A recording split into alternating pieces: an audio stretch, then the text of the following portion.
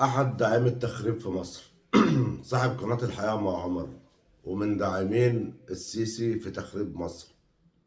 اللي كل ما تضغط عليه بيجيب. طلع لاجئ في هولندا، بس مش لاجئ بأي حاجة أو تحت أي مسمى أو سبب. ده السبب اللي كلنا بنخجل منه إن احنا نقوله أو نعلن عنه. احنا عارفين إن هولندا على فكرة مليانة كلها عجل وبسكليتات بس للركوب، علشان يوفروا في المواصلات أو علشان التكدس المروري، فبيحلوا أزمة. لكن ما كنتش أعتقد إن أنس حليب اللي كل ما تضغط عليه قوي بيجيب ويشر كده، يعني يطلع لا مؤاخذه بسكليته.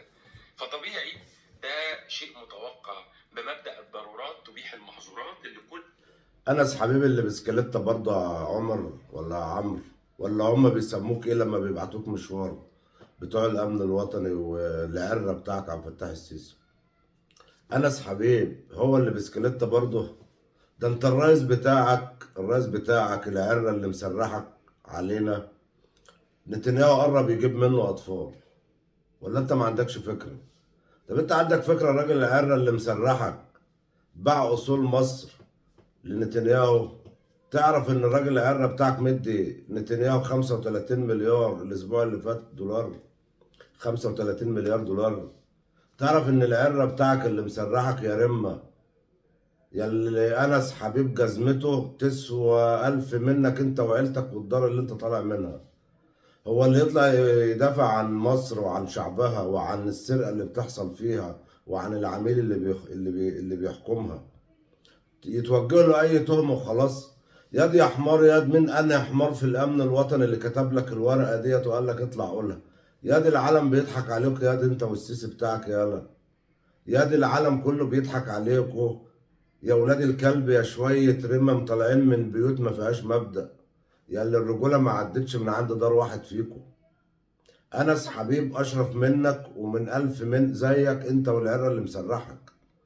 انا مش طالع ادافع عن انس حبيب، انا طالع بدافع عن شخص بيدافع عن الشعب بتاعنا اللي مسحول ومفحوط ولحس الاسفلت وبتهدر ثرواته وبيتباع اصوله وبيتهجر من بيوته وبيتباع مدنه وبيتباع جزره وبيتباع غازه لاسرائيل. ياد انت، ياد اللي بيحكمك، ياد عامل وخاين، ياد انت بتدعم التخريب كده في مصر يالا. والسيسي حتى الجيش نفسه عارف ان نهايته قربت، انت لسه بتطبل لمين يالا؟ ياد انس حبيب اللي بسكليت، ياد ده انتوا ياد اتركبتوا من طوب الارض، ده انتوا نتنياهو ركبكوا انت والراجل اللي مشغلك. ده انت اسرائيل ياد قربت تجيب من عبد الفتاح السيسي اطفال يالا. طيب الاسبوع الجاي انا قدام السفارة المصرية في هولندا هطلع اهزقكوا وامسح كرامة اللي جابك انت ونشأة الديهي من قدام السفارة المصرية في هولندا. همسح بكرامتك انت ونشأة الديهي الارض. ما هو نشأة كمان طالع يقول لك ايه؟ الواد انس مقدم لجوء في هولندا علشان هو طلع شاذ. انت بتقولوا ايه؟ ياد يا حمار انت، ياد يا نشأة يا ديهي يا حمار يا عرة، يا اللي شغال مع جاسوس وخاين وعميل. اه انس حبيب، انت عرفت منين ان هو مقدم في هولندا لجوء؟ ان هو شاذ والكلام ده عرفتها منين ديت؟ انت كنت معاه ولا هولندا اللي قالت لك؟ انت مفكر ان دي دولة مزد؟ حتى لو هو اصلا كده انت مش هتعرف ولا يطلع كلمة من الحكومة اللي هو مقدم عندهم حماية. مستحيل يطلع من عندهم حاجة من دي، مستحيل. انت بقى عرفت ازاي يا نشأت بقى؟ ولا انت عشان شاذ انت والسيسي؟ ما هو السيسي قرب يجيب اطفال من نتنياهو، فانت طبعا خبرة. بس عايز اقول لك يا نشأت دي، انس حبيب هيرجع مصر، بس هيرجع ايه؟ بعد ما تتحرر مصر ويمسكها رئيس مدني جديد وانتوا كلكم تقفوا طابور والغلابه يضربوكوا بالجزم والغلابه اللي هيحاكموكوا. كل واحد يطلع يدافع عن مصر اللي بتتسرق وبتتنهب وبيهدر ثرواتها وبيتهرب ثرواتها لبره، اثار وذهب وفلوس، واخر حاجه طياره زامبيا. مش عايزين نقعد نقلب، الناس عارفه كل حاجه. يا شويه معرسين. شوف يا نشأة دي انت والواد العره اللي اسمه الحقيقه مع عمر دوت، شوفوا يا شويه معرسين. اقول لك على حاجه يا نشأة دي، انت يا نشأة دي معرس واحمد موسى معرس، والسيسي معرس، واللجان بتوعه معرسين، وكلكم شوية معرسين مع بعض. ودي دولة بيهدر ثروتها وبيتم تجويع شعبها. علشان تبقى فاهم يا حبيبي، الشعب بيجوع وبيلحس الاسفلت وبيتأجر من بيوته وبيهدر ثرواته وبيتباع هدومه، وانت بتدعم عميل وخاين لاسرائيل. العميل الجاسوس في مصر عبد الفتاح السيسي انت بتدعمه. وقت الجد هتروح فين وهتعمل ايه بقى؟ واحد زي انس حبيب ده اشرف منك ومن الدار اللي انت طالع منها، وهو بيدافع عن قضية حقيقية وواضحة. انما انتوا بتدافعوا عن واحد عرة سلم مصر يدوي منها مية النيل. المقدم لجوء في هولندا علشان هو شاذ. الحمار اللي في الامن الوطني اللي بعت لك الورقه، قول له يا حمار دي حاجه هتضحك علينا الناس.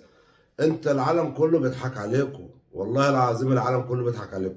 ده حتى هولندا اللي انس قاعد فيها بتضحك عليكم دلوقتي. ليه؟ لانه انس ده قاعد عندهم وهم عارفين هو قاعد عندهم على انهي خلفيه وانهي قضيه ونشاطه ايه وبيعمل. انت مفكر هي دوله موز زي دوله عبد الفتاح السيسي؟ يا ابن الحلال انت وهو، الموز مش هنا، الموز عندك انت والسيسي. بس خلي بالك عشان ما يعوركش انت والسيسي. الاسبوع الجاي يا عمرو يا عرة، يا عرة زي اللي مسرحك، الاسبوع الجاي انا قدام السفارة المصرية في هولندا في بث مباشر بهزق فيك انت ونشأة الديه والعرة بتاعك. ولا هحط قفل على الباب ولا اي حاجه خالص. انا هفتح لك بس من قدام السفاره المصريه في هولندا، وهمسح بكرامه الراجل العرس اللي خلفك انت والسيسي. هتقولوا عليا ايه بقى؟ اللي انت الاتهام اللي انت بتوجهه لانس ده بقى هتوجهه لي انا كمان؟ ما يليقش عليا. شوفوا لي بقى اتهام تاني كده ايه يليق بيا. قدامك راجل اهوت كامل الرجوله بينقط رجوله، انما انت المرجله ما عدتش من عند داركو. ده كلام يا بقر تطلعوا تقولوا تضحكوا الناس عليكم. الحمار، شوف انا بقول الحمار مش الحمار، الحمار عشان تعرف ان انا مصري قوي يعني، من الفلاحين، من الناس اللي هيمدوك على رجلك يا عمرو انت ونشأة الدهي. وحياة ربنا يا ولاد الكلب ما هنسيبكم. وكل البيع اللي باعوا العرة باطل يا ابن سلمان ويا ابن زياد، كل ده باطل. كتب لكم السيسي ورق تمليك مدى الحياة، عمل لكم بصمة، جاب الختم بتاع امه وختم لكم بيه. كل ده بلح زي السيسي كده. كل ده يا باشا الغاء اتفاقيات، ملكوش عندنا حاجة. ابن زايد وابن سلمان أزرعوا إسرائيل في مصر.